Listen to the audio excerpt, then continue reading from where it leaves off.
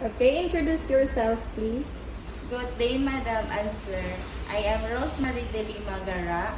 I am 32 years old. I'm a marriage. I have 3 sons, 13, 12, and 9. My husband will take care of them. I have experienced work in Saudi Arabia as a domestic helper. I worked there in 4 years. And my duties is cleaning the house, mopping the floor, laundry, and ironing. And how many family members did you serve? We have 4 members, husband and wife, and 2 sons. They are 17 and 22 years old. Okay. Why do you want to work in Malaysia?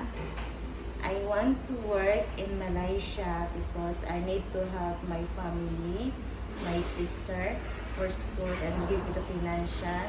And I help my kids for financial for school. And I want to make the own business. I want to make own business and forgiving my family and food. Okay. So if you work in Malaysia, what do you prefer to take care? I take care for newborn baby, small children, disabled, and elderly. Okay, you're open to anything. Small children, newborn baby, elderly, or disabled. Elder and disabled. Okay. Do you have any allergies in pets? No. Okay. Are you willing to work to an employer who has pet inside the house? Yes. Okay, dogs or cats? Cats. Only cats. Yes. Okay. Do you have any allergy in food? No. Is there any food that you don't like to eat? No. Okay.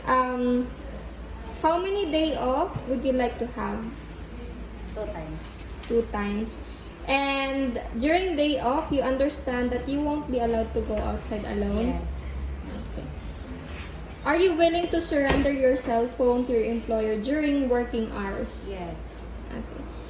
And how long do you plan to work in Malaysia? 2 years. 2 years if my employer she needs me, so why not? Okay. Lastly, can you tell me what is your dream for your family? My dream for my family is my kids to finish for school in this year. Okay. Well, that's it for our interview. Thank you so much for your time today. Thank you so much.